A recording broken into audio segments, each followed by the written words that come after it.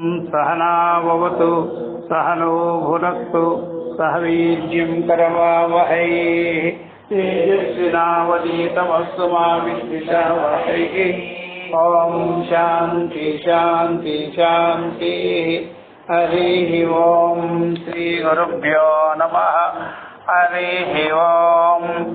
ओम श्रुतिस्मृतिपुराणानाम् आलयं करुणालयं नमामि भगवत्पादं शंकरं लोकशंकरं शंकरं शंकराचार्यं केशवं बादरायणं सूत्रभाष्यकृतौ वन्दे भगवन्तौ पुनः पुनः। ईश्वरो गुरुरात्मेति मूर्तिभेदविभागिने व्योमवद्व्याप्तदेहाय दक्षिणामूर्तये नमः। सर्वात्मदर्शनं तद्वत् द्वैतबुद्धिनिराशनं यस्य बोधे भवेत् सिद्धिः तस्मै श्रीगुरवे नमः। ब्रह्मानन्दं परमसुखदं केवलं ज्ञानमूर्तिं द्वन्द्वातीतं गगनसदृशं तत्त्वमस्यादिलक्ष्यम् एकं नित्यं विमलमचलं सर्वधी साक्षिभूतं भावातीतं त्रिगुणरहितं सद्गुरुं तन्नमामि। हरिः ओम श्री गुरुभ्यो नमः। हरिः ओम तत्सत्।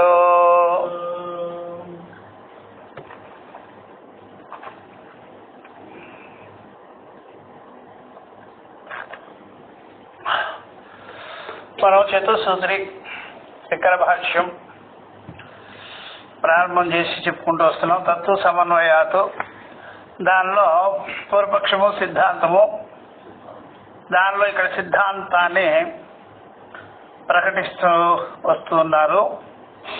ఇక్కడ కర్మ, దాని ఫలము, బ్రహ్మజ్ఞానము, దాని ఫలాన్ని గురించి వివరిస్తూ వస్తున్నారు. ఇది మనకి పాఠం ఎంతవరకు జరిగింది ఆ విషయాన్ని ఇక్కడ చూస్తాం. ఇక్కడ మనకి ఈ యొక్క కర్మలు, కర్మఫలాలు పుణ్యముగా పాపముగా ఉంటాయి. పుణ్యమంతా సూక్ష్మమైనది, తేజస్సుతో కూడినది. పాప కర్మలన్నీ కూడా, దాని ఫలాలన్నీ కూడా స్థూలమైనది. అది దాంట్లో తేజస్సు అనేది ఉండదు, తమస్సుతో కూడుకొని ఉంటుంది. ఆ తమస్సు అనగానే వివేకమే ఉండదు. ఎట్లాగైతే ఏ ప్రకారంగా అయితే ఈ పశువులు ఎలాగైతే ఈ యొక్క వాహనాలకు అడ్డంగా పెరుగుతాయి, వాహనాలకు అడ్డంగా పెరుగుతాయి, రైళ్లు కావచ్చు, ఏదైనా కావచ్చు, పరిగెత్తారు. ఈ పురుగు పుట్ర దీపాల దగ్గరికి పోతుంటాయి. అట్లా బుద్ధి లేదు కదా వాటికి. అట్లాగే మనుషులు కూడా బుద్ధి లేని పనులన్నీ తమస్సుతో కూడుకొని వివేకం లేకుండా చేసుకునే పనులన్నీ కూడా పాప భూయిష్టమైన. అదే బుద్ధికి తేజస్సు ఉన్నదనుకోండి, వివేకం వచ్చేసి ఆ వివేకంతో వాళ్ళు విచక్షణ జ్ఞానాన్ని కలిగి ఉంటారు. అదంతా కూడా శాస్త్రీయంగా, తాత్వికంగా, జ్ఞానంగా ఉంటాయి. కాబట్టి ఆ ప్రకారంగా పుణ్యము అది దారితీస్తుంది సత్వబుద్ధికి. సత్వబుద్ధి అంతఃకరణ శుద్ధిని కలిగిస్తుంది, అంతఃకరణ శుద్ధి జ్ఞానానికి. అట్లా వెళ్ళిపోతుంది. ఇదేమి లేదు, దీనికి దారి తెన్ను లేదు, అంతే పడి ఉన్నట్టు పేపర్. ఉపాయం తట్టదు. ఎప్పుడు ఉపాయము కర్మేంద్రియాలు కాదు కదా వచ్చేది, బుద్ధికి. ఆ బుద్ధికి ఉపాయం రావాలంటే దాంట్లో పుణ్యం బాగుండాలి. ఆ పుణ్యం అంతా శాస్త్రీయమైనది. పాపం కూడా శాస్త్రం చెప్తుంది, కానీ నిషేధిత విషయాలు చెప్తుంది. దేనివల్ల నీకు పాపం వచ్చింది అంటే పాపం యొక్క లక్షణాలు సహజంగా స్వభావంగా ఉంటుంది అనమాట మనుషుల్లో. పాప కర్మలను చెప్పదు, శృతి పాప కర్మలు ఇలాంటివే చెప్తుంది. శృతి ఏం చెప్తుంది? పుణ్యకర్మలు చెప్తుంది. పుణ్యకర్మలు దాన్ని రజోగుణంతో తమోగుణంతో వేరు చేసి, ఫలాపేక్ష నుండి వేరు చేసి చిత్తశుద్ధి కలిగించుకొని జ్ఞానానికి మర్చుకోవచ్చు. నువ్వు అలా చేయలేదనుకో, మళ్ళీ ఆ పుణ్యం ఏం చేసేది? మళ్ళీ వ్యవహార ఫలాన్ని, లోక ఫలాన్ని ఇస్తుంది. మళ్ళా భార్య బిడ్డలు వస్తువులు అయిపోతుంది. అక్కడ మళ్ళా ఏమవుతుంది? చివరికి జ్ఞానం కలిగే అవకాశం లేకుండా పోతుంది. చివరికి నువ్వు అంత స్థాయికి పోయినా సరే ఆ పుణ్యాన్ని నువ్వు చిత్తశుద్ధికి మలుచుకోకపోతే క్షీణే పుణ్యే మధ్యలోకం విశాంతి అయిపోతుంది. అంత దూరం పోయి కూడా.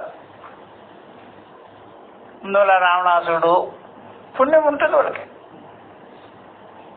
ఆ పుణ్యాన్ని జ్ఞానానికి వాళ్ళు దాన్ని ఉపయోగించుకోవాలి. ఉపయోగించుకోకపోతే మళ్ళీ రిటర్న్ అయిపోతుంది. ఇట్లా అనమాట. ఈ ప్రకారంగా వాళ్ళు ఆ బ్రహ్మ భువనాల్లోక పునరావర్తినోచ్చిన అయిపోతుంది అనమాట. అది కాబట్టి పుణ్యకర్మల విషయంలోనే శాస్త్రీయత ఉంటుంది, పాపకర్మలలో స్వభావం ఉంటుంది. అది అందుకని దాని దిగువ మార్గం అయిపోతుంది, పిపీలక పర్యంతం. అందువల్ల ఊర్ధ్వగతేషు అధోగతేషు అని చెప్పేసి ఇవన్నీ చెప్పుకొచ్చినారనమాట నిన్న. తథా ఊర్ధ్వగతేషు అధోగతేషు చ దేహవస్సు దుఃఖ తారతమ్య దర్శనాత్ హేతో అధర్మస్య, దీనికి కారణం అధర్మం. ప్రతిషేధ చోదన లక్షణస్య, నిషేధింపబడినటువంటి శాస్త్ర విధానాలని నువ్వు చేసినావు. తదనుష్ఠాయిన అంచ, నువ్వు దాన్ని అనుష్ఠానం చేసేసినావు. అందుకని నీకు తారతమ్యం గమ్యతే, తరతమ భేదాలు ఉన్నాయి దాంట్లో. అది ఎక్కువ, ఇది తక్కువ అని. ఏవం అవిద్య అది దోషవతాం. ఈ ప్రకారంగా అవిద్య కామకర్మలతో దోషములతో కూడుకొని ధర్మాధర్మ తారతమ్యములో నిమిత్తముగా ధర్మాధర్మం పుణ్యము పాపము వాటి తరతమ భేదములను బట్టి శరీర ఉపాదాన పూర్వకం శరీరాలను గ్రహించడం జరుగుతూ ఉంటుంది. ఆ శరీరాల వల్ల సుఖ దుఃఖాది తారతమ్యం అనేటువంటిది కలుగుతూ ఉంటుంది. సుఖ దుఃఖాది తారతమ్యం కలుగుతుంది శరీరాల వల్ల. కొన్ని శరీరాలలో సుఖం కనిపిస్తుంది, కొన్ని శరీరాల్లో దుఃఖం కలుగుతుంది. కొన్ని శరీరాల్లో సుఖాన్ని కలిగిన దాన్ని అనుభవించుతుంది. ఆరోగ్యంగా ఉంటాడు, జ్ఞానానికి పోవడం. వాడు అనారోగ్యంగా ఉండి జ్ఞానానికి వస్తుంటారు. ఎక్కువ ఆయుష్ ఉంటుంది, జ్ఞానానికి రారు. ఆ ఆయుష్ ఎందుకయ్యా? తాటి చెట్టుకు కూడా తాటి చెట్టు కూడా ఉంది కదయ్యా. అందువల్ల మనోళ్ళు అనే తాటి చెట్టు లాగా ఎదిగితే ఏం లేకుండా నీకు తులసి మొక్కే బెటర్గా ఉంది. నీళ్ళు పోయించుకొని బొట్టు పెట్టించుకొని అగరబత్తులు వెలిగించుకొని నువ్వు తాటి చెట్టు ఎందుకమ్మా? అట్లా అయిపోతుంది. అందుకని ఎక్కువ ఆయుష్ ఉంది, ఏం ఉపయోగించుకోలేదు. ఆరోగ్యం ఉంది, ఉపయోగించుకోలే. ఆస్తులు ఉన్నాయి, ఉపయోగించుకోలే. అవకాశాలు ఉన్నాయి, ఉపయోగాలు. అట్లాగా అనమాట. అందుకనే అది కూడా తారతమ్య భేదాలు ఉంటే వెళ్ళావు. అట్లా సుఖ దుఃఖ తారతమ్యం అనిత్యం. ఇదంతా అనిత్యమే, అనిత్యమైన సంసారం. సుఖ దుఃఖాది అనిత్యమైన సంసారం, చావు పుట్టుకలతో కూడుకున్నటువంటి ఇదంతా కూడా శృతులలోనూ స్మృతులలోనూ పురాణాలలోనూ పెద్దల ద్వారా యుక్తిపూర్వకంగా న్యాయపూర్వకంగా దృష్టాంతాలతో పెద్దలంతా చెప్పుకొస్తూ ఉన్నారు. ఎట్లా పూర్వీకులంతా ఎట్లా జీవించినారయ్యా, ఎన్నున్నా ఏం లాభమయ్యా. అందువల్ల ఇంద్ర చంద్రాది పదవుల్ని అధిష్ఠించినా సరే వాడికి ఉండేటువంటి అహంకార దోషం తొలగక హిరణ్యాక్షుడు హిరణ్యకశిపుడు గొప్ప గొప్ప వాళ్ళందరూ కూడా చివరికి పతనావస్థను చూసినారయ్యా అని న్యాయ ప్రసిద్ధం. తథాచ శృతి ఇక్కడి నుంచి జరగాలన్నమాట మనకి. కాబట్టి ఈ విషయంలో శృతి ప్రమాణం కూడా ఉంది. శృతి ప్రమాణం కూడా ఉందయ్యా. తథాచ శృతి అని ఇక్కడ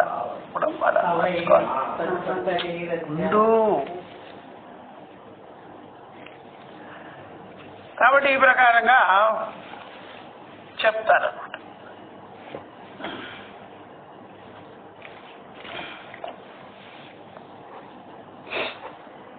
ఈ విషయంలో శృతి ప్రమాణం కూడా చూపిస్తున్నారు. మోక్షము శరీర జ్ఞానం వల్ల కలగదు, అశరీర జ్ఞానము మోక్షం. ఈ అశరీర జ్ఞానం అనేటువంటిది స్వతసిద్ధమైనటువంటి విషయం. అందువల్ల ఆ విషయం చెప్తూ ఇక్కడ ప్రారంభం చేస్తున్నారు. తథాచ శృతి అని. నహ వై సశరీరస్య సతః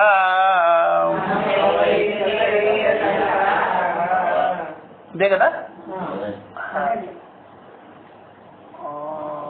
నహ వై సశరీరస్య అదేలే సిద్ధం అన్నాడు. నహ వై సశరీరస్య సతః ప్రియా ప్రియయో అపహతి అస్తి.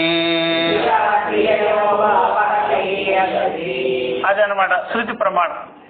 నహ వై సశరీరస్య సతః, శరీర భావన ఉన్నప్పుడు, శరీరం అనేటువంటి జ్ఞానం, శరీర జ్ఞానం ఉన్నప్పుడు ప్రియాప్రియాలు తొలగవు అని. ప్రియాప్రియాలు అంటే రాగద్వేషాలు, ఇష్టానిష్టాలు, ప్రియాప్రియాలు, శోభనాశోభనములు తొలగవు. నహ వై సశరీరస్య సతః ప్రియాప్రియో అపహతి నచ అస్తి. తొలగనే తొలగదయ్యా. సశరీరం ఉన్నప్పుడు, శరీర భావన ఉన్నప్పుడు ప్రియాప్రియాలకి నివృత్తి లేదు. ప్రియాప్రియాలు తొలగవు, తొలగే పనే లేదు అని ఇది చెప్తున్నారు. ఇది యథావర్ణితం సంసార రూపం అనువదతి. ఈ విషయాన్ని గురించి శరీర భావన ఉన్నప్పుడు ప్రియాప్రియాలు, రాగద్వేషాలు, ఇష్టానిష్టాలు, సుఖ దుఃఖాదులు తొలగనే తొలగవు. ఎందువల్ల శరీర భావన వల్లే కలిగింది. అది నాకు దేహం ఉన్నది అన్నప్పుడే రాగద్వేషాలు, సుఖ దుఃఖాలు, ప్రియాప్రియాలు ఉండేది. ఆ దేహము, దేహాభిమానం ఏం చేస్తుందంటే ప్రియాప్రియాలే కలిగిస్తుంది, ఇష్టానిష్టాలే కలిగిస్తుంది, రాగద్వేషాలే కలిగిస్తుంది. అందుకని దేహ భావన వల్లే కలిగేది అది, రాగద్వేషాలు, ఇష్టానిష్టాలు, సుఖ దుఃఖాలు. అందువల్ల దేహ భావన లేదు అనే వివేక జ్ఞానం ఉందనుకోండి, నేను ఆత్మనయ్యన్నానంటే ఆత్మకి స్థూల సూక్ష్మ శరీరాలు ఉండవు. స్థూల సూక్ష్మ శరీరాలు ఉండవు కాబట్టి పంచేంద్రియాలు, పంచ కర్మేంద్రియాలు, పంచ విషయాలు, వాటి వల్ల కలిగేటువంటి ఇష్టానిష్టాలు అనే తలంపులు మనసుకి ఎక్కాలి కదా. ఇక్కడ మనసు లేదు, స్థూల సూక్ష్మాదులు లేవు. అందుకనే అది ఆ జ్ఞానం ఉండేవాడు ఏం చేస్తాడంటే ఇదంతా స్థూల సూక్ష్మ శరీరాల విషయము నాది కాదు, స్థూల శరీర విషయము నాది కాదు, నాది కాదు. ఎప్పుడు స్థూల శరీర భావములో ఉన్నాడో అప్పుడు నాది అంటాడు. ఎప్పుడు స్థూల సూక్ష్మ శరీర భావన అధిగమించేసినాడో నాది కాదంట. అదేనమాట, అధిగమించావా లేదా అట్లాగా. ఇప్పుడు మనము సన్నగా ఉన్నాము, లావుగా ఉన్నాము అన్నాము అనుకోండి, అప్పుడు శరీర భావనతో ఉన్నప్పుడు మనం ఏమన్నా అంటే అయ్యో ఇట్లా అన్నారే. అదే వివేక జ్ఞానం కలిగిన వాడు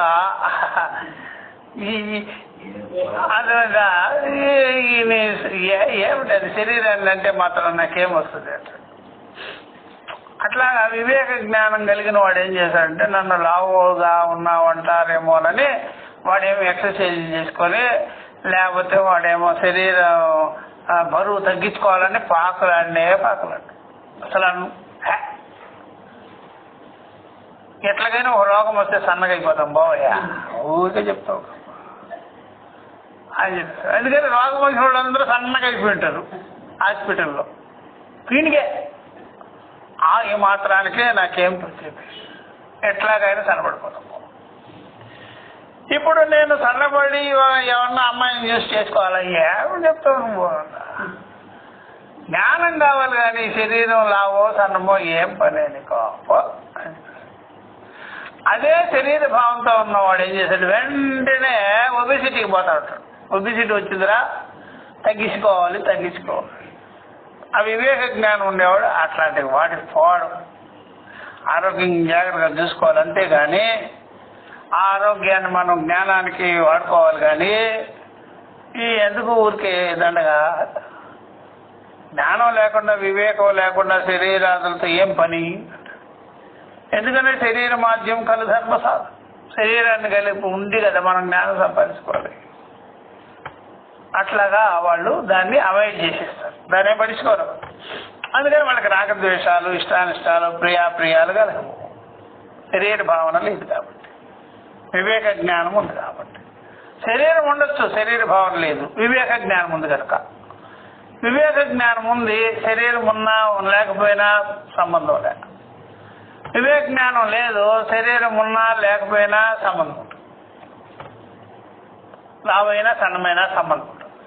వివేక జ్ఞానం ఉన్నవాడికి లావు సన్నం తప్పనే లేదు అనమాట. అట్లా ఇది యథావర్ణితం, ఇది ఉన్నదన్నట్టుగా వర్ణన. సంసార రూపం అనువదతి, సంసారంలో ఈ రకంగా ఈ భావాన్ని గురించి తలుచుకుంటూ ఉంటారు. సంసారంలో వ్యవహారంలో లోక వ్యవహారంలో ఉన్న విషయాలు మేము చెప్పినాము. శరీరం ఉండేవాడు ఎలా ఉంటున్నాడు, శరీర భావన లేనివాడు ఎలా ఉంటున్నాడు, అదే అనమాట. శరీరం ఉన్నవాడు శరీర భావన. ఒక పెద్ద ఒక సముదాయం అంతా కూడా ఎప్పటి వరకు అయితే శరీరాల గురించి మాట్లాడుకోలేదో వాళ్ళు మామూలుగా ఉంటారు. ఎప్పుడైతే శరీరాల గురించి మాట్లాడుకుంటున్నారో లావు సన్నం గురించి వాడికి బొరకెక్కి, అది అనువదతి, లోకంలో ఉండే వ్యవహారమే. ఒకప్పుడు ఎంత లావు ఉన్నా సరే పట్టించుకునేవాడు కాదు, లావుగా ఉండాలయ్యా. సినిమా యాక్టర్లందరూ లావుగానే ఉండేవాడు. 40 ఏళ్ళు 60 ఏళ్ళు వాళ్ళు కూడా కొత్తగా ప్రేమించుకుంటుంటారు ఆ సినిమాలన్నీ. 40 ఏళ్ళు 50 ఏళ్ళు ప్రేమ వివాహాలు, కాలేజీలు. ఇప్పుడైతే 16 ఏళ్ళే. ట్రెండ్ మారిందా లేదా? మరి సావిత్రి ప్రేమలో పడుతుంది 40 ఏళ్ళు 50 ఏళ్ళు, కాలేజీలకు పోతుంది. ఇప్పుడు ఎక్కడ పోతున్నారు? ఆ ట్రెండ్ అయిపోయా. చీరలు కట్టి కాలేజీల్లో పోవడం. ఇప్పుడు చీరలు ఎక్కడుంది? బిగినీలు వేసుకొని కూడా పోతారు.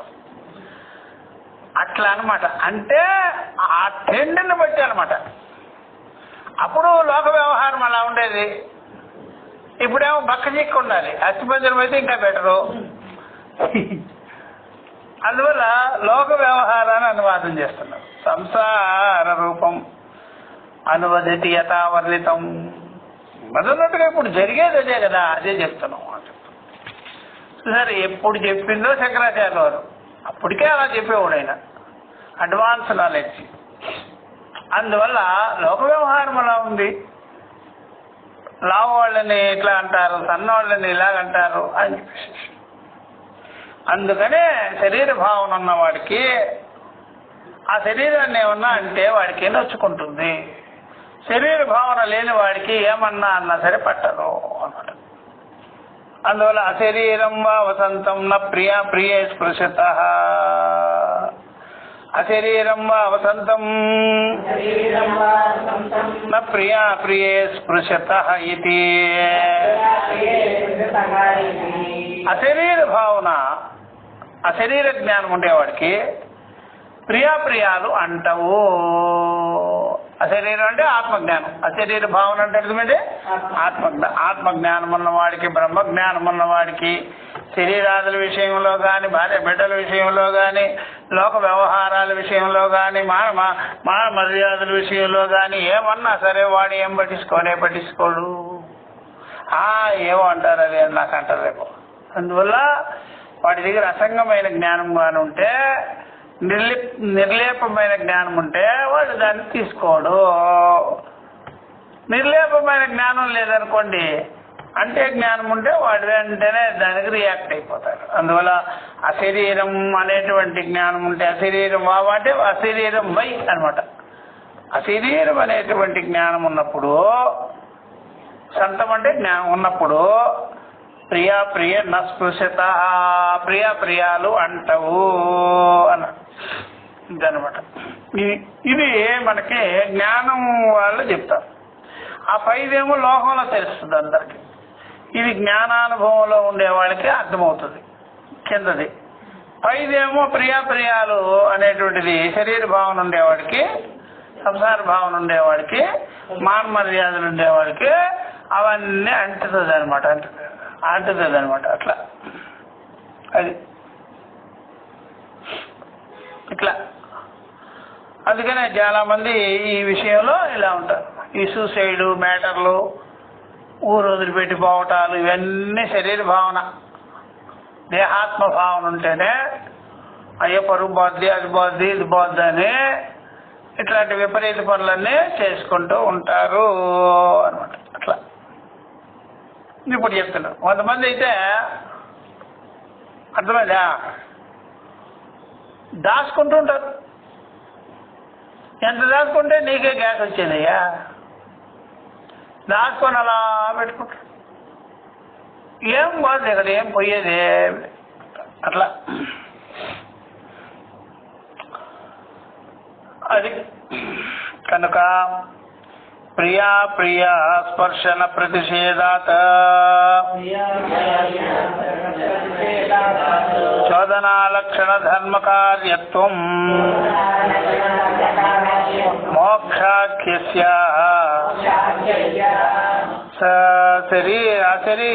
అశరీరత్వస్య ప్రతిషిధ్యతే ఇది గమ్యతే. అంటే శృత్యా గమ్యతే ఇది, శృతి చేత ఈ విధంగా నిషేధింపబడుతున్నది అన్నమాట. కాబట్టి ప్రియ చెప్తున్నాడు. ప్రియ స్పర్శన ప్రతిషేధాతు, ప్రియాలని, ఇష్టానిష్టాలని, రాగద్వేషాలని, ద్వంద్వాలని నిషేధం చేసేటువంటి శృతి లక్షణాలు. నిషేధం చేసే శృతి లక్షణాలు అంటే శృతి ప్రమాణాలు. పైన చెప్పారు కదా. అది ప్రతిషేధ అశరీరం భావ సంతోన్న ప్రియే అని. ప్రతిషేధ చోదనా లక్షణస్య, ప్రతిషేధ శృతి లక్షణము అదంతా కూడా ధర్మకార్యత్వం. అది ఆ విధంగా నిషేధం చేయడమే దాని పని. దాని పని నిషేధం చేయడమే. ఏం చెప్పాలని? మోక్షాఖ్యస్య అశరీరత్వస్య ప్రతిషిధ్యతే. కాబట్టి మోక్షమును చెప్పబడుతున్నటువంటి అశరీరత్వ జ్ఞానము ప్రతిషిధ్యతే ఇది గమ్యతే. అశరీరత్వ జ్ఞానం అనేటువంటిది ఆ జ్ఞానం ద్వారా నిషేధింపబడుచున్నది. ఆ జ్ఞానం కలిగించుకుంటే సశరీర జ్ఞానం నిషేధితమైపోద్ది అన్నమాట. అశరీర జ్ఞానం కలిగించుకుంటే సశరీర జ్ఞానం నిషేధిస్తుంది. అశరీర జ్ఞానం వల్ల ప్రియాలు అంటవు నిషేధం చేయబడతాయి. సశరీర జ్ఞానం వల్ల ప్రియాలు అంటుతుంది. కాబట్టి ఈ విధంగా యథార్థమైనటువంటి ఆత్మజ్ఞానం వల్ల సశరీర జ్ఞానం అనేది నిషేధింపబడుతున్నది. ఇదే దాని పని అన్నమాట. ధర్మ కార్యత్వే ప్రియా ప్రియ స్పర్శన ప్రతిషేధో న ఉపపద్యతే. కర్మకాండలో కర్మ వ్యవహారంలో అజ్ఞాన భూయిష్టమైనటువంటి కర్మకాండ వ్యవహారంలో ప్రియాప్రియాల యొక్క నిషేధము లేదు, సంభవమే లేదు. ప్రియాప్రియాల డెఫినెట్ గా ఉంటాయి అన్నమాట. కర్మకాండ వ్యవహారంలో, లోక వ్యవహారంలో, సంసార వ్యవహారంలో, భార్యాబిడ్డల వ్యవహారంలో ప్రియాప్రియాలు, ఇష్టానిష్టాలు, రాగద్వేషాలు తప్పనిసరిగా ఉంటాయి అన్నమాట. మరి జ్ఞాన భాగంలో ఉండదు, ఆత్మవిద్యా విషయంలో ఉండదు, మోక్ష విద్యా విషయంలో ఉండదు. ధర్మ కార్యత్వే ప్రియాప్రియ స్పర్శన, ప్రియాప్రియముల యొక్క అంటూ దాని నిషేధము నా ఉపపద్యేత, అది నిషేధం చెయ్యరు, నిషేధింపబడుట సంభవం కాదు అన్నమాట. ఎందుకంటే దాంట్లో అది తప్పనిసరిగా ఉండాలి. అందుకని ప్రతి పని ప్రెస్టేజ్ కోసమే చేస్తారు, మానాపమానాల కోసం. ప్రతి పనిలో కూడా వాళ్ళకి ఈ రకంగా నన్ను మెచ్చుకోవాలి, అది చేయాలి, ఇది చేయాలి, ఇదే ఉంటుంది. అందుకని మన కార్యక్రమాలన్నీ అలా నడుస్తాయి అన్నమాట. వ్యవహార కార్యక్రమాలు ఏదైనా సరే ఇట్లాగే చేస్తుంటాం. మేము ఇట్లాగా అని చెప్పుకుంటుంటాడు. అందుకని వాడికి రాగద్వేషాలు, ఇష్టానిష్టాలు బాగా ఉంటాయి. కర్మకాండ వ్యవహారంలో, లోక వ్యవహారంలో, సంసారాది వ్యవహారంలో గొప్పలు చెప్పుకోకుండా పప్పులు ఉడకవు. గొప్పలు చెప్పుకోవాల్సిందే అనమాట. అట్లా అశరీరత్వమేవా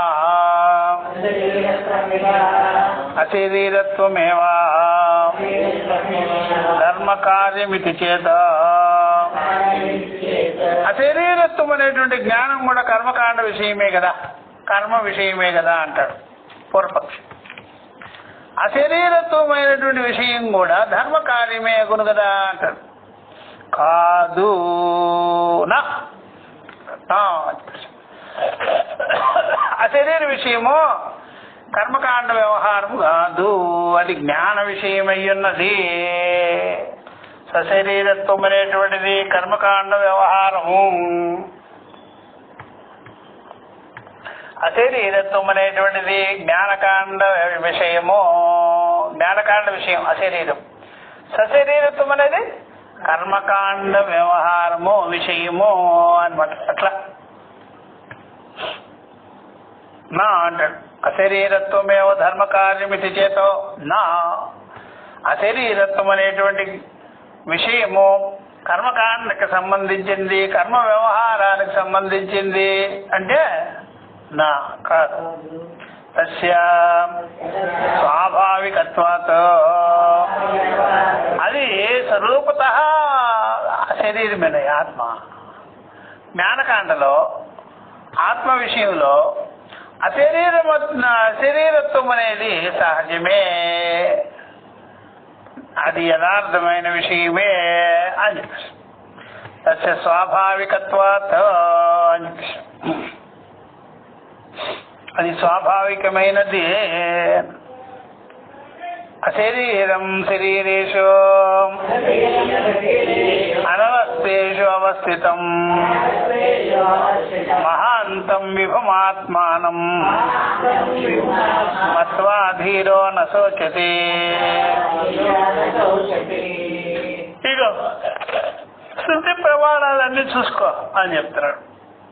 శృతి ప్రమాణాల్లో క్లియర్ గా ఉందయ్యా అని చెప్పేసి.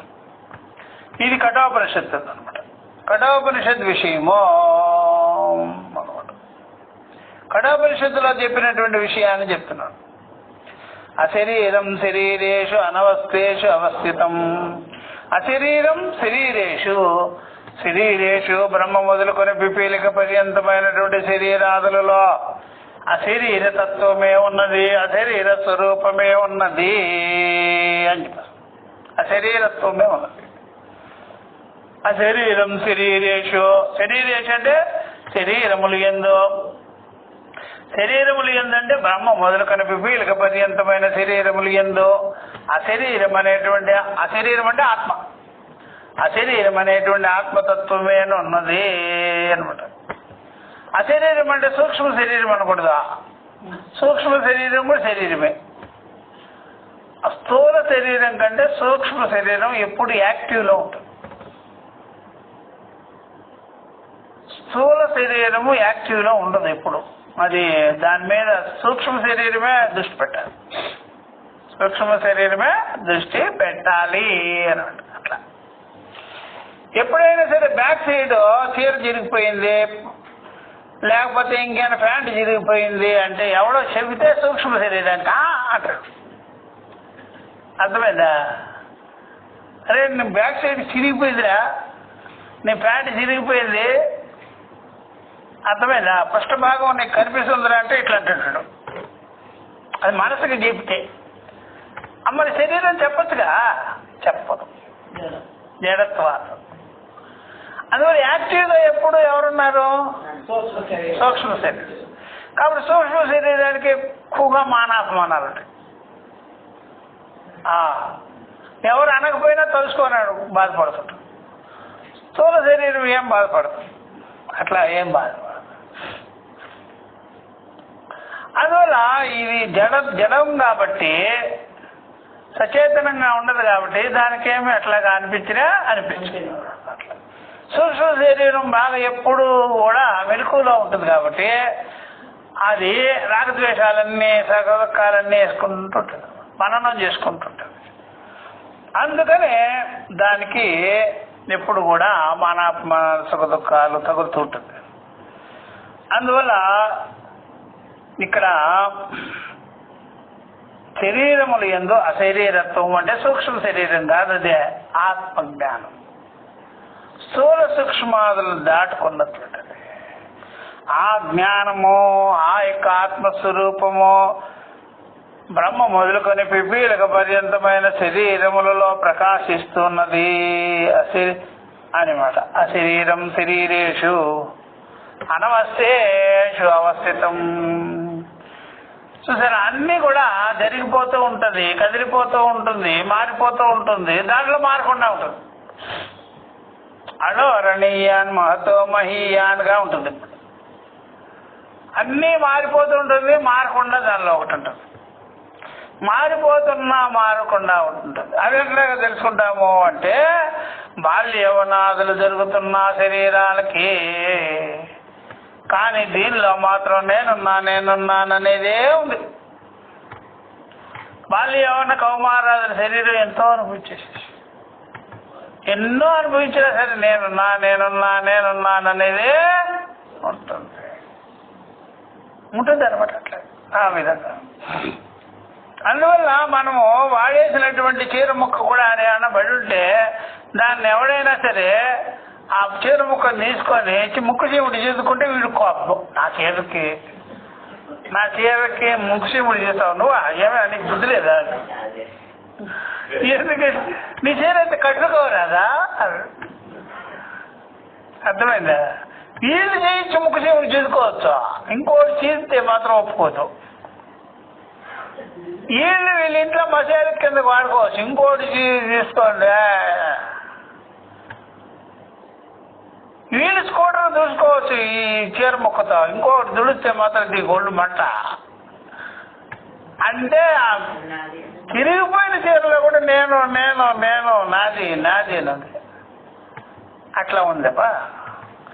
అందువల్ల అనవస్థేషు అవస్థితం. మారిపోతున్నా సరే దానిలో మనసు ఉంది. ఆ మనసు ఉన్నదంటే దాని వెనకాల ఆత్మ ఉంది. మారిపోతున్నా మనసు ఉంది, ఆ మనసులో ఆత్మ ఉంది. అందుకని ఆత్మ చైతన్య సత్తా మాత్రం చేత మనసు ఇంకా నేను నాది అహంకార మమకారాలు కలిగి ఉన్నది. అందువల్ల శరీరేషు అశరీర అనవస్థేషు అవస్థిత. మారిపోతున్న దానిలో కూడా నిత్యమై ఉన్నది. అనిత్యేషు నిత్య. ఆభరణాలు మారిపోతున్నా బంగారం అలాగే ఉన్నది. కొండలు పగిలిపోతున్నా మట్టి అలాగే ఉన్నది, అట్లాగా అనవస్థేషు అవస్థితం అయ్యా. అందుకనే మహాంతం విభుమాత్మానం మత్వా ధీరో న శోచతి. మహాంతం విభుమాత్మానం మత్వా ధీరో న శోచతి. ఇప్పుడు ఈ జ్ఞానాన్ని గురించి చెప్తున్నాడు. మహాంతమైంది అది, అంతటా వ్యాపకమై ఉన్నది, లోపల బయట బాహ్యాభ్యంతరములు వ్యాపించుకోనున్నటువంటిది విభువు. విభువు అంటే వ్యాపకం. అట్టి ఆత్మనో అహం బ్రహ్మాస్మి అని అహం ఆత్మాని మత్వా జ్ఞాత్వా ధీర బుద్ధిమాన్ వివేకి న శోచతి. దుఃఖపడనే పడడు అన్నాడు. దుఃఖపడనే పడ్డాయా న శోచతి ధీర మత్వా. ఈ జ్ఞానం కలిగించుకున్న ధీరుడు వివేకి న శోచతి లోక దుఃఖం న అనుభవతి. లోక దుఃఖాన్ని అనుభవించడు. ఎందువల్ల అంటే ఇది మహాన్ అయ్యింది, విభు అయ్యింది, వ్యాపకమయ్యింది, సర్వభూతములో ఎందు అని తెలుసుకోరట. అందుకని ఇతడు అప్రాణో హేమనా శుభ్ర. అప్రాణో హేమనా శుభ్ర అసంగో హి అయం పురుష ఇత్యాది శృతిభ్య. ఇది అనమాట. అప్రాణ హి అమనా శుభ్ర. దీనికి ప్రాణములు లేవు. ప్రాణములు అంటే ప్రాణాపాన వ్యాన సమాన వాయువులు కాదు. ఇంద్రియములు లేవు. ఇంద్రియాలే ప్రాణాలు, ఇంద్రియాలే ప్రాణములు. అప్రాణ ఇంద్రియాలు లేవు, పంచ జ్ఞానేంద్రియాలు లేవు. అమనాహ మనసు లేదు, మనశ్రేష్టానింద్రియాన్ని మనసు కూడా లేదు. శుభ్ర శుద్ధ ఈ అంతఃకరణము శుభ్రమై ఉన్నది. ఈ అంతఃకరణంలో ఈ యొక్క సాక్షి చైతన్య ప్రకాశం, ఆత్మ చైతన్య ప్రకాశం శుద్ధమై ఉన్నది. అందుకని భావాలు ఉంటాయి, శబ్దాది ఇంద్రియ భావాలు అశుద్ధముగా ఉంటాయి. శబ్దాది ఇంద్రియ భావాలను ప్రకాశించేది ఉంది కదా, అది శుద్ధంగా ఉంటుంది. అది శుద్ధంగా ఉంటుంది అన్నమాట. అందువల్ల అప్రాణో హి అమనా శుభ్ర. కాబట్టి ప్రాణములు ఇంద్రియములు లేనిది, మనసు లేనిది. ప్రాణములు ఇంద్రియాలు, ప్రాణములు అంటే ఇంద్రియాదులు మనసు లేనటువంటిది. దాన్ని ప్రకాశించేటువంటి చైతన్య స్వరూపం మాత్రం శుభ్ర శుద్ధ నిత్య అని అర్థం. కాబట్టి అసంగో హి అయం పురుష. ఇది అసంగమైనటువంటిది. అయం పురుష అయమాత్మ పురుష. ఈ ఆత్మస్వరూపుడైనటువంటి పురుషుడు ఆత్మ అసంగుడు, దేహేంద్రియాల సంగవర్జితుడు. దేహేంద్రియాలు లేనివాడు. మన స్వరూపం ఉంది కదా, దేహేంద్రియములు లేనిది, దేహేంద్రియాలు లేనిది అందువల్ల. కాబట్టి మన స్వరూప జ్ఞానము మనం కలిగించుకొని ఉన్నాం అనుకోండి, అప్పుడు మనకి దేహేంద్రియాలకి ఎన్ని వికారాలు వచ్చినా మనము వ్యథ చెందము, బాధపడము. అందువల్ల ఈ శరీరేంద్రియాలకు జరిగే వికారాలు గానే నా యొక్క సాక్షి స్వరూపానికి ఎటువంటి వికారాలు లేవు అనే జ్ఞానంతో ఉంటాడు. అందువల్ల జబ్బులో ఉన్నవాడు కూడా శరీర జబ్బు అని తెలుసుకోవాలి. అప్పుడు వాడికి ఎటువంటి భయభ్రాంతులు కలగవు. అట్లా సుఖ దుఃఖాలతో మానాపమానాలు ఉండేటువంటి మనసుకి దాని వివేక జ్ఞానం కలిగించుకున్నవాడు, సాక్షి జ్ఞానం కలిగించుకున్నాడు. మనసుకి ఏ వచ్చినా సరే ఆటపోట్లు దానికి విలక్షణంగా ఉంటాడు అన్నమాట. జ్ఞానం వల్ల మనస్సు యొక్క వికారాలకి నిర్వికారంగా ఉంటాడు, దేహం యొక్క వికారాలకి నిర్వికారంగా ఉంటాడు. అది అసంగం అన్నమాట. అది అసంగ. అసంగో హి అయం పురుష అన్నమాట. అప్పుడు వాడికి రోగ బాధలు, మనోబాధలు లేకుండా హాయిగా ఉంటాడు. ఇదే అసలైన ఆరోగ్యం, జ్ఞానంతో ఉంటాడు. అందువల్ల ఈ జ్ఞానం లేకపోయేటప్పటికి వాడు హాస్పిటల్లో చేరినా ఎక్కడికి చేరినా లోపల బాధపడిపోతుంటాడు. అందుకని ఈ జ్ఞానం ఉండేవాడికి ఏంటంటే ఇదంతా శరీరానికి వచ్చేటువంటి క్రియలే, అది శరీరానికి వచ్చేవి. అట్లా ఎప్పుడైనా శరీరానికి వచ్చేది పోతుంది అనడు జ్ఞాని, శరీరమే పోతుంది అంటాడు. మనసుకు వచ్చేవి పోతుంది అంటాడు, ఎందుకంటే దానికి అంటదు, అదంతా ఆగమాపాయి. మనసుకు వచ్చేదేమో ఆగమాపాయి ఉండదంటాడు. శరీరానికి వచ్చేది శరీరాన్ని పోగొట్టుకునేదానికి వచ్చుకుంది, శరీరాన్ని మాయం చేసేదానికి, భస్మం చేసేదానికి వచ్చేసి. దేవుడు బాగా చేయలేడు, డాక్టర్ రాజేటర్ ఎవడు బాగా చేయలేడు. వాడు సంపాదన కోసం ఒక దాన్ని అడ్డం పెట్టుకుంటాడు. అది బాగా అయిపోయింది అనుకోండి శరీరము, డాక్టర్లు బొద్దు తిప్పేసుకోవాలి, బాగా కాదు. అందుకని రోగం ఎప్పుడు కూడా డాక్టర్ని పోషించేదానికి వస్తుంది. అందువల్ల మృత్యుగా లేకపోతే ఎముడికి పని లేదు, రోగాలు లేకపోతే డాక్టర్ పని లేదు. అందుకని పరమేశ్వరుడు ఈశ్వరుడు వాళ్ళ కోసం ఒక వ్యాపారం అనేది ఒకటి కల్పించాడు, ఉపాధి కల్పించేసి, ఒరే మీరు ఇట్లా బతకండి రా. యమధర్మరాజుకి ఆ పని పెట్టాడు, వీళ్ళకి ఈ పని పెట్టాడు. ప్రతి ఒక్కడికి ఏదో ఒక ఉపాధి కల్పించాలి. అందుకని పరమేశ్వరుడు ముక్తిని ఇస్తుంటాడు, ముక్తినిచ్చాడు ఈ ప్రకారం వాళ్ళకి. రోగులను పట్టుకొని బతుకుంటారా వాళ్ళకి పెట్టి, అట్లా అనమాట. అందువల్ల పరమేశ్వరుడిని వాళ్ళు మొక్కుకోవాలి. నువ్వే కానీ ఆ యొక్క షడ్భావ వికారాలు కానీ శరీరానికి ఈగిపోతే మా జీవితాలు ఏం కావాలి స్వామి అని నమస్కారం పెట్టుకోవాలి. వాళ్ళేమి ఈశ్వర ప్రతినిధులు ఏం కాదు, వాళ్ళకి ఒక బతుకు తెరువుని ఇచ్చినాడు పరమేశ్వరుడు. ఇట్లా మీరు రోగులను పట్టుకొని బతికేయండి రా. వాళ్ళకి తెలియదు, వాళ్ళు ఏదో బాగు చేస్తున్నారని వాళ్ళకే తెలుసు, బాగు చేయటం లేదు, మేము వ్యాపారం చేసుకుంటాం. వాళ్ళకి ఎందుకు తెలుస్తుంది? అయ్యా అన్నీ తెలుసు.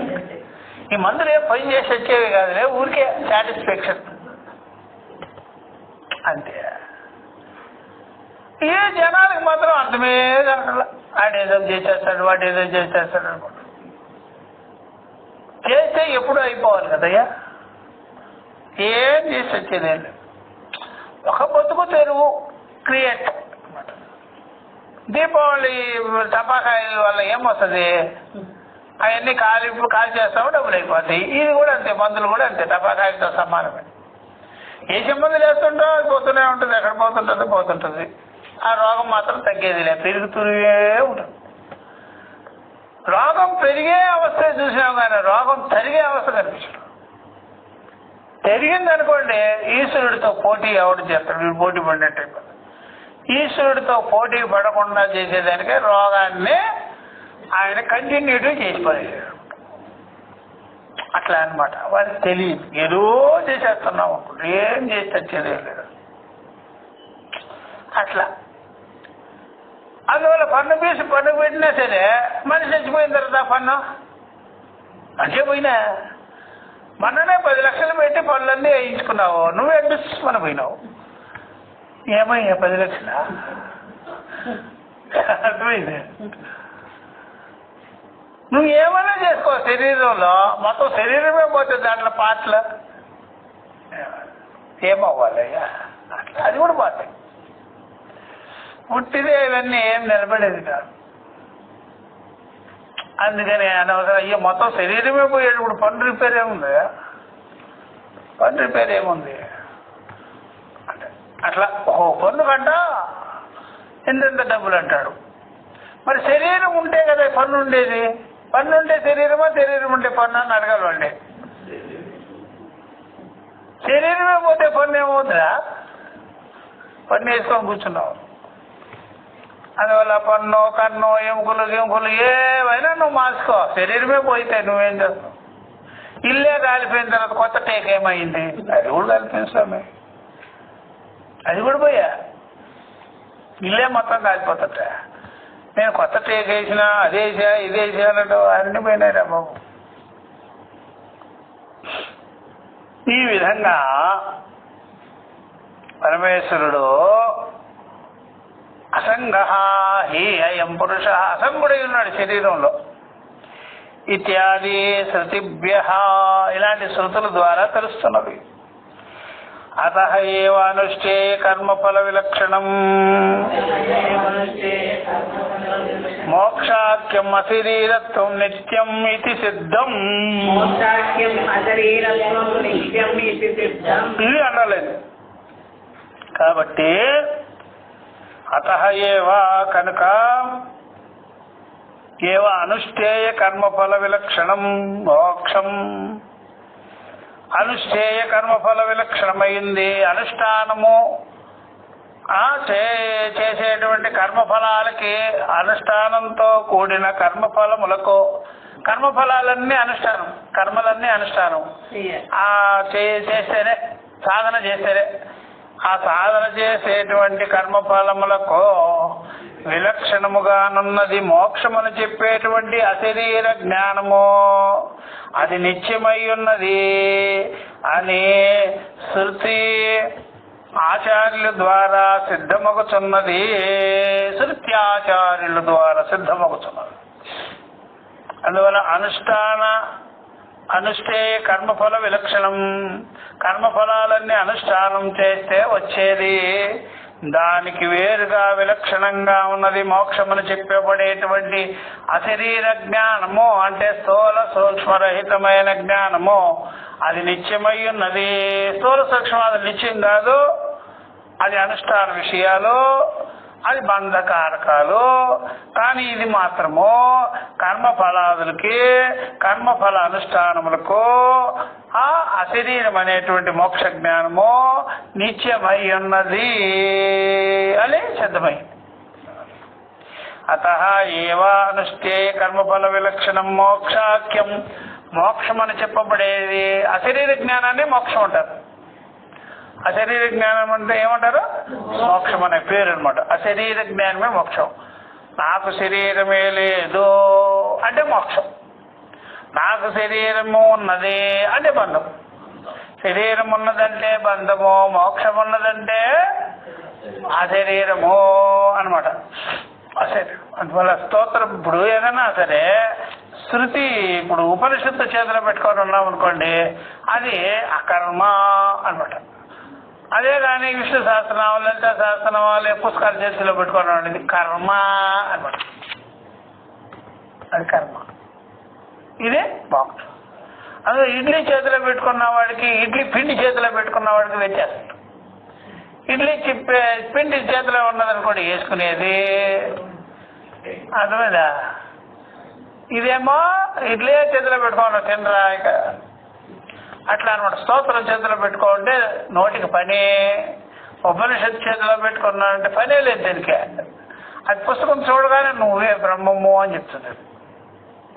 అంతే, అదేది మననం చేసేది కాదు. అది చూడగానే అది ఒక గురువు దగ్గర విని ఉండాలి, నువ్వు వింటే నీకు అర్థమైపోయింది. ఆ పుస్తకం చూడగానే అహం బ్రహ్మాస్మి అంట. అదే కానీ స్తోత్రం చేతిలో పెట్టుకుంటే నోటికి పని అట్లా. అందుకని అతః ఏవ అనుష్ఠే కర్మఫల విక్షం మోక్షాఖ్యం అశరీరత్వం నిత్యమితి సిద్ధం అన్నాడు. తత్ర కించిత్ పరిణామే నిత్యం స్యాత్.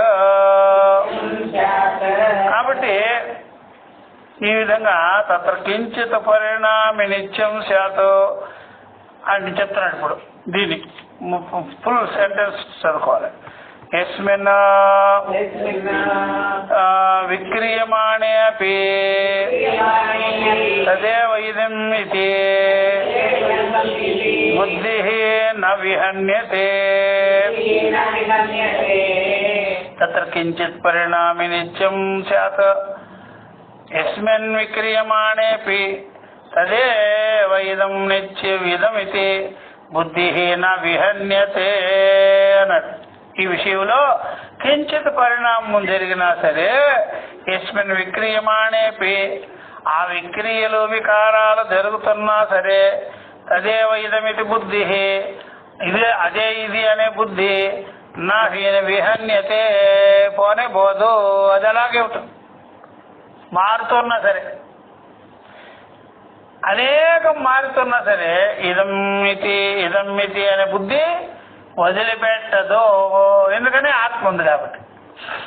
అందువల్ల శరీరంలో బాల్యవన కౌమారాదులు జరుగుతున్నా వస్తున్నా సరే నేనున్నానంటావు కదా, ఆ విధంగానే శరీరేంద్రియాలు మార్పు చెందుతున్నా కాలదేశాలు మార్పుతున్నా సరే కించిత్ పరిణామాదులు జరుగుతున్నా సరే వికారాలు జరుగుతున్నా సరే అదే ఇది అనే బుద్ధి మాత్రము పట్టుకొనే ఉంటుంది. దీనికి కారణం ఏమిటయ్యా అంటే చూసేవాడు ఆత్మ నిత్యమై ఉన్నాడు కనుక అన్నమాట. నిత్యమయ్యే ఉన్నాడు కనుక అట్లా అది చెప్తున్నాడు.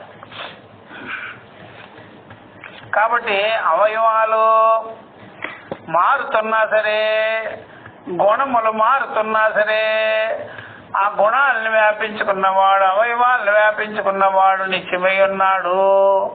అందువల్ల నేనున్నా అని చెప్తాడు. అందుకనే అశరీరేషు శరీర అనిత్యేషు నిత్య అనవస్థేషు అవస్థిత అని చెప్పేసి అట్లా చెప్తున్నారు. చూడండి, యథా పృథివ్యాది చూసారా తత్ర కించిత్ పరిణామే నిత్యం యస్మిన్ విక్రియమాణే అపి తదేవ ఇదమితి బుద్ధి నా విహన్యతే. తొలగటం లేదు, అదే బుద్ధి ఉన్నది అనే బుద్ధి ఉంది. యథా పృథివ్యాది జగతో నిత్యత్వవాదినా పృథివ్యాది జగత్తు ఉంది కదా, దానిలో నిత్యత్వాన్ని చూసేటువంటి వాళ్ళు, నిత్యత్వాన్ని గురించి చెప్పేవాళ్ళు వాళ్ళు కూడా అలాగే అంటుంటారు. యథావా సాంఖ్యానాం గుణాః. ఎందుకంటే అణువులలో నిత్యత్వాన్ని చూశారు.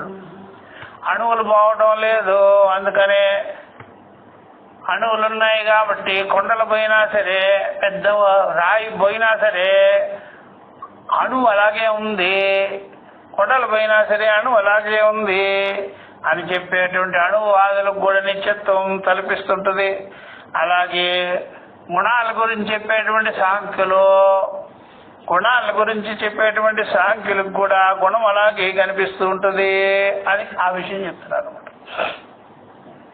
యస్మిన్ విక్రియమాణే తదేవ ఇదమితి బుద్ధి న విహన్యతే యథా పృథివ్యాది జగత్ నిత్యత్వవాదినాం. పృథివ్యాధులు అవన్నీ కూడా అణువులతో కలిగింది కాబట్టి ఆ జగత్తు నిత్యత్వము అని చెప్పేటువంటి అణువాదులు తార్కికులు. వాళ్ళు ఎందుకు అలా అంటున్నారు అంటే అణువులో నిత్యత్వం చూసినారు, అణువులు లేకపోతే జగత్తు లేదు అనుకున్నారు. అట్లా ఆ విధంగానే గుణాలు వాళ్ళు సాంఖ్యులు. యథావా సాంఖ్యానాం గుణాః. మనందరూ అయ్యా ఆ గుణం అలాగే ఉంది అంటారు. ఆ గుణానికి కారణం కూడా గుణ విలక్షణమైన ఆత్మే, అణువులకి కారణం కూడా అణువులకు విలక్షణమైన ఆత్మే. అది తెలియకుండా వాళ్ళు అణువులున్నాయి గుణాలున్నాయి అవి మారుతున్నా సరే ఉన్నది అనే బుద్ధి ఉంది కదయ్యా అంటారు. అట్లా అయితే వాటికి మూలము ఈ ఆత్మే అని తెలుసుకోవాలి. ఇదంతు పారమార్థికం కూటస్థ నిత్యం వ్యోమవతు సర్వవ్యాపీ సర్వవిక్రియారహితం నిత్యతృప్తం. ఈ విధంగా నిత్యతృప్తం నిరవయవం స్వయం జ్యోతి స్వభావం. ఇంతవరకు చెప్పుకొని ముందు పోవాలి. ఇదంతో అయితే మేము చెప్పేది ఉంది అణు దృష్టితో చెప్పింది కాదు, గుణాల దృష్టితో చెప్పింది కాదు, గుణాతీతమైన విషయాన్ని చెప్తున్నాం. అణువులకే వ్యాపకమైనటువంటి తత్వాన్ని చెప్తున్నాం. అణోరణీయాన్ మహతో మహీయాన్ అనే తత్వం చెప్తున్నాం మేము.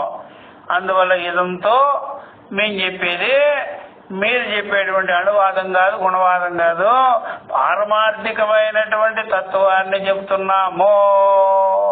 పారమార్థికం అంటే యథార్థమైన తత్వాన్నే చెబుతున్నాము అంటున్నాడు.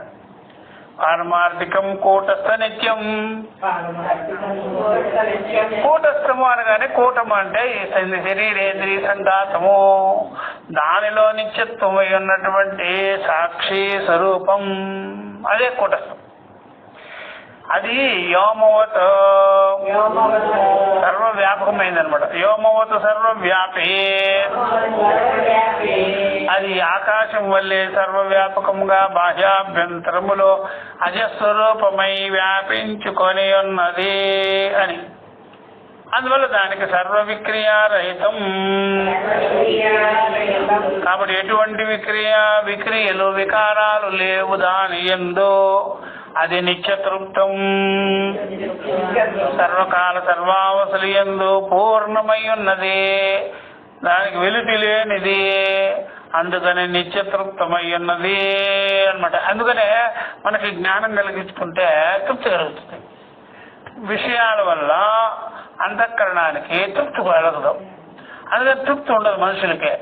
జ్ఞానంలో తృప్తి కలుగుతుంది, విషయాల్లో తృప్తి కలగదు. అందుకని ఎప్పుడైతే జ్ఞానం కలుగుతుందో ఆ జ్ఞానం ఏం చేస్తుంది, అనిత్య వస్తువుల యొక్క ఫుల్ స్టాప్ చూపిస్తుంది. అనిత్య వస్తువులు ఇంతే అని జ్ఞానం కలిగితే అనిత్య వస్తువులు గురించి క్లారిటీ అయిపోతుంది. ఎప్పుడైతే జ్ఞానం లేదు, యథార్థ జ్ఞానం లేదో అప్పుడు విషయాలు ఎన్నైనా సరే వికారాలు చెందుతుంటది. కాబట్టి ఆ రకమైనటువంటి తృప్తి అనేటువంటిది కనిపించదు. అందుకని తృప్తి కలగాలంటే, అది నిత్యముగా ఉండాలంటే ఆత్మీయ యథార్థ జ్ఞానం వల్లే కలుగుతుంది. అందుకని నిత్యతృప్తం, నిరవయవం, అవయవాలు లేనిది. ఎటువంటి అవయవాలు లేనిది. అవయవాలు ఉన్నదనుకో మారిపోతూ ఉంటుంది. మారిపోతూ ఉన్నదనుకోండి ఇంకా చేస్తూనే ఉండాలి, పొందుతూనే ఉండాలి. ఎప్పుడు నిరవయమైనటువంటి జ్ఞానం కలిగించుకున్నామో అప్పుడు నిత్యతృప్తమై ఉంటుంది, నిర్వికారమై ఉంటుంది, సర్వ విక్రియలు లేనిదిగా ఉంటుంది. అదే స్వయం ప్రకాశమైనది, స్వయం జ్యోతి స్వభావం. స్వయం ప్రకాశమైనటువంటి యథార్థమైనటువంటి స్వరూపముగా ఉన్నది మన ఆత్మ, మన చైతన్యము. ఎట్లా తెలుసు? దీనిలో చెప్తారు, ఎత్ర ధర్మాధర్మౌ సహా. ఇటువంటి జ్ఞానంలో, ఇటువంటి సర్వానుభవంలో, ఇటువంటి ఆత్మానుభవంలో ధర్మాధర్మములతో కూడి కార్యేణ చెప్తున్నాడు. ఎత్ర ఇటువంటి ఆత్మ విషయంలో, బ్రహ్మజ్ఞాన విషయంలో ధర్మాధర్మములతో సహా అంటే చెప్తున్నాడు. ధర్మాధర్మౌ సహా కార్యేణ కాలత్రయంచ న ఉపావర్తేతే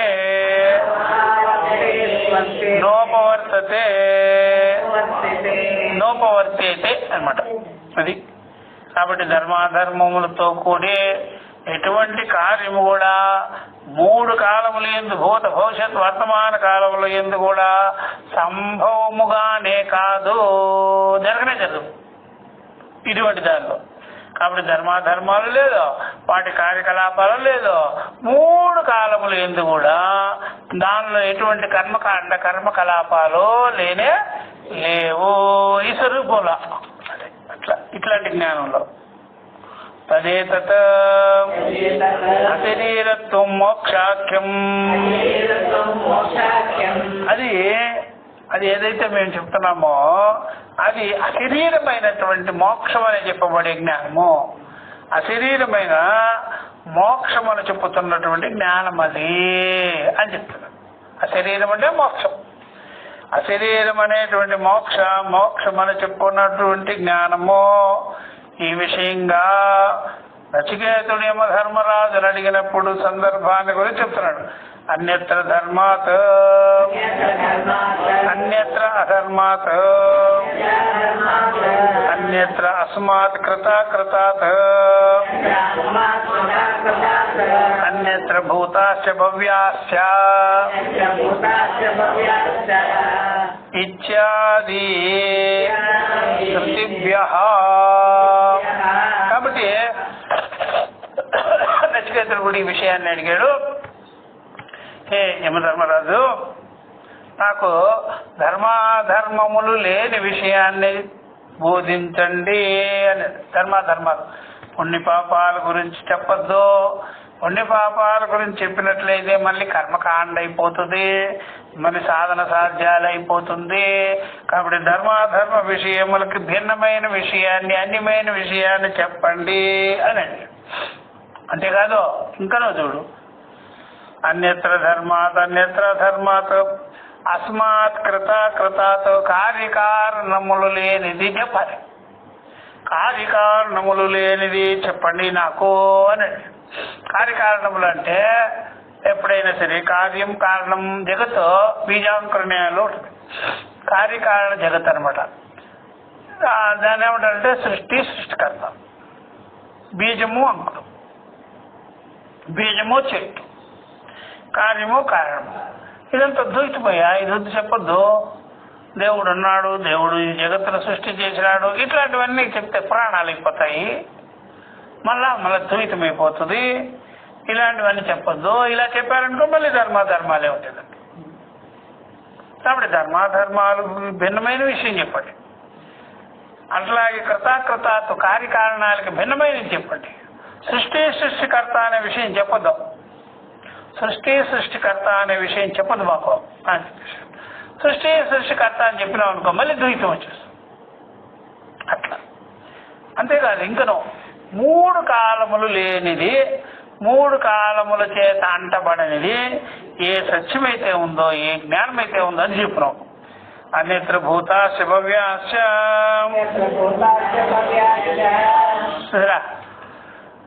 కాబట్టి భూత భవిష్యత్ వర్తమాన కాలములు లేని చెప్పుకోండి. కాలత్రయ వర్జితం చెప్పు. అందువల్ల భూత భవిష్యత్ వర్తమాన కాలాలు ఏం చెప్పుకున్నాం అనుకో మళ్ళీ కాలం ఉంటే కర్మ ఉంటుంది, కర్మ ఉంటే మళ్ళీ సృష్టి ఉంటుంది. ఈ కాలము వద్దు, కర్మ వద్దు, సృష్టి వద్దు, వ్యవహారము వద్దు, ధర్మాలు ఏముద్దో, నాకు ఉన్నట్టుగా యథార్థ సత్యమే చెప్పుకున్నాడు. ఇత్యాది శృతిభ్యః. కాబట్టి ఈ శృతుల ద్వారా తెలుస్తున్నది ఏమిటయ్యా అంటే ఈ ద్వైత రహితమైనటువంటిది, కర్మకాండ రహితమైనది, సాధన సాధ్య రహితమైనది ఏ విద్య అయితే ఉందో ఆ విద్యే పరమార్థమైన యథార్థమైన విద్య. తద్బ్రహ్మ. కాబట్టి అదేనే బ్రహ్మము 3 కాలములు లేనిది, కార్యకారణములు లేనిది, ఇలాగా ధర్మాలు లేనిదే బ్రహ్మము. అట్లాంటి బ్రహ్మ విద్యనే నాకు చెప్పండి అదే అడిగాను. యస్యం జిజ్ఞాస ప్రస్తుత. ఇప్పుడు ఇక్కడ చెప్తున్నది అదే జిజ్ఞాస చేయాలి. ఉన్నట్టుగా నిత్యశుద్ధ బుద్ధిముక్త స్వరూపమైన సర్వకాల సర్వావస్థలు ఎందు కాలరహితమై, దేశరహితమై, కర్మరహితమై ఉండేటువంటిది ఏ సిద్ధమైన వస్తువు ఏదైతే ఉందో ఆ వస్తువే ఇక్కడ జిజ్ఞాస చేయబడుతున్నది. ఆ తత్వాన్ని తద్యది కర్తవ్యశేషత్వేన ఉపదిశ్యేత. ఒకవేళ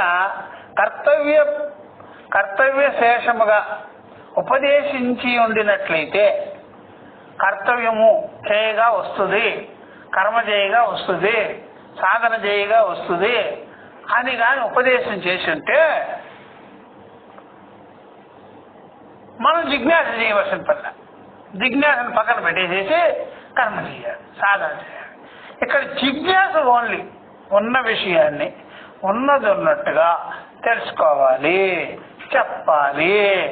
దాన్నే ఇక్కడే మనము సుస్వరూప జ్ఞానంతో అపరోక్షంగా మనం తెలుసుకొని ఉండాలి. కర్తవ్యపరంగా చెప్పింది కాదు. జిజ్ఞాస కర్తవ్యపరం కాదు, చేయమని చెప్పరా, చేస్తే వస్తుందని చెప్పరా, అలా ఉపదేశం చేయలేదు ఇక్కడ. అందువల్ల తద్యది కర్తవ్యశేషత్వేన ఉపదిశ్యేత, ఒకవేళ గాని కర్తవ్యపరంగా ఉపదేశము చేసినట్లు ఉండినట్లయితే చేసినట్లయితే తేనచ కర్తవ్యేన సాధ్యశ్చేత్ మోక్షః అభ్యుపగమ్యేత అనిత్యః ఏవ స్యాత్. ఇది అండర్లైన్ చేసుకోవాలి. తేన కర్తవ్యముగా కర్మ చేయమని, సాధన చేయమని, తర్వాత వస్తుంది అని చెప్పి ఉండినట్లయితే ఈ కారణం చేత తేనచ కర్తవ్యేన, ఈ రకంగా కర్తవ్య కర్మ వల్ల, చేసే కర్మ వల్ల సాధ్యమైపోతుంది. మోక్షం ఏమైపోద్ది? సాధ్యమైపోద్ది, సంపాదించినట్లయిపోద్ది, కర్మ సాధనమైపోతుంది, చేయగా వచ్చింది అయిపోతుంది. చేయగా వచ్చిందంతా అనిత్యమైపోతుంది. మనం ఏమేమో చేసి చేయగా వచ్చినవన్నీ ఏవే ఉన్నాయో అన్నీ అనిత్యమే. ఇల్లు, పాపిళ్ళు, భార్య బిడ్డలు అన్ని చేయగా వచ్చింది. చూడు ఏమైపోయిందో, అన్నీ అనిత్యమైపోయింది. ఏ జ్ఞానం కలిగించుకున్నామో ఆ జ్ఞానం అలాగే నిత్యంగా ఉంది. జ్ఞానం మనల్ని చేర్చలేదే, కర్మ మనల్ని చేర్చేసేసి, కర్మ మనల్ని చేర్చిపారేసేసి, జప మంత్రం తీసుకున్నా, ఒక సాధన విధానం తీసుకున్నా, ఒక పూజా విధానం తీసుకున్నా, అన్ని మనల్ని ఊపి ఊపి ఊపి పడేసి. జ్ఞానం ఎక్కడ ఊపిందయ్యా? ఉన్నదన్నట్టుగా మనం అలాగే ఉంచింది. మన యథార్థ స్వరూప జ్ఞానంతో మనం అట్లాగా ఉన్నాం. ఈ కర్మల వల్ల మనకు ఒరిగింది ఏముందయ్యా? మనల్ని ఒక చెట్టు ఊపితే గాని ఆకులు కొమ్మలు రెమ్మలు పువ్వులు అన్ని రాలిపోయినట్టుగా ఈ కర్మతో మనం రాలిపోయినామే గాని అలా నిత్యశుద్ధ బుద్ధ ముక్తంగా ఎక్కడున్నామయ్యా? కాబట్టి జ్ఞానము మనల్ని ఎలా నిలబెట్టిందో కర్మ అలా మనల్ని నిలబెట్టడం లేదు. కర్మనే సుడిగుండానికి తగులుకుంటే ఏమైపోతాము? అట్లా అయిపోయినాము. కర్మలో తగులుకున్నాము. ట్రాక్టర్ని పట్టుకో, మొత్తం ఊగిపోతావు. నువ్వు ఊగే ట్రాక్టర్ మీద కూర్చున్నా సరే మొత్తం ఊపిడే ఊపుడు. అచలమైన జ్ఞానంలో నిలబడేలాగా అచలంగా ఉంటాం, చలనవర్జితమై ఉంటాం. కాబట్టి ఈ ప్రకారంగా కర్తవ్యాన్ని బోధించే కర్మ అది సాధ్యమైపోతుంది, సాధించుకున్నట్టు అయిపోతుంది. అప్పుడు సాధించుకున్నటువంటి విషయం ఏదైతే ఉందో అదే మోక్షం అని చెప్పినట్లయితే సాధ్యచ్చేన్ మోక్ష అభ్యుపగమ్యేత, సాధించుకున్నదే కర్మల వల్ల వచ్చిందే మోక్షమైతే అనిత్య ఏవ స్యాత్, అనిత్యమైపోతుంది. సాధన సాధ్యముల నుండి వచ్చినటువంటి మోక్ష జ్ఞానము అనిత్యమైపోతుంది. కర్మల వల్ల వచ్చినటువంటి కర్మ జ్ఞానము నిన్ను అనిత్యం చేస్తారు. ఇదిగో ఈ వ్రతం వల్ల నాకు ఒరిగింది ఏంటి, ఈ కర్మ వల్ల నాకు ఒరిగింది ఏంటి, దాని వల్ల నాకు ఒరిగింది ఏంటి అంటావు. అలా జ్ఞానం వల్ల నువ్వు ఆ మాట లేవు. ఎంత స్థిమితంగా పెట్టిందంటే జ్ఞానము. అందుకని మనము ఏవేవి భార్య బిడ్డలు బంధాల గురించి చెప్పుకునేటప్పుడు తిట్టుకోవటమే కానీ ఒక్క మంచిగా ఏం మాట్లాడారు. ఏంటంటే మీకు ఇంత చేసినా సరే నాకు ఏం చేసినారు మీరు, ఏం చేసినారు నాకు? ఆ దేవుడికి పూజ చేసి కూడా దేవుడికి చేస్తుంటావు. నీకు పూజలు చేసినావే ఏం లాభం అంటుంటే గీతను అనగలవా నువ్వు? గీతను తిట్టగలవా నువ్వు? ఉపనిషత్తులు తిట్టగలవా? నీకేం చెప్పింది అది? నిన్ను అంత స్థిమితంగా ఉంచింది, నీలో ఉండే దోషాలు తొలగిచ్చేసేసి నిన్ను నిత్యశుద్ధ బుద్ధ ముక్త స్వరూపుణ్ణి చేసింది. ఆ గీత, ఆ ఉపనిషత్తు అనిత్యత్వాన్ని బోధించినాయా నీకు? సర్వధర్మాన్ని పరిత్యజ్య మామేకం శరణం. మిగిలినవన్నీ భార్య, బిడ్డలు, కర్మకాండ, అది యజ్ఞాలు, హోమాలు, వ్రతాలు, దానాలు మొత్తం మనల్ని దిగజార్చి పెట్టేసింది. ఉన్నతికి ఎక్కడ తీసుకెళ్ళింది, అంతక్కడ శుద్ధిని ఎక్కడ కలిగించేసింది. అయ్యా దండగయ్యా దానికే. అందువల్ల సాధనల చేత సాధించుకున్న మోక్షమే అయితే, అట్లాగా నువ్వు కానీ ఒప్పుకున్నట్లయితే అది అనిత్యమైపోతుంది అని చెప్పి బస్ ఇంతవరకు. నెక్స్ట్ క్లాస్లో ఇక్కడ ఓం సహనావతు సహనౌ భునక్తు సహ వీర్యం కరవావహై తేజస్వినావధీతమస్తు మా విద్విషావహై. ఓం శాంతి శాంతి శాంతి. హరి ఓం. శ్రీ గురుభ్యో నమః. హరి ఓం. తత్సతు.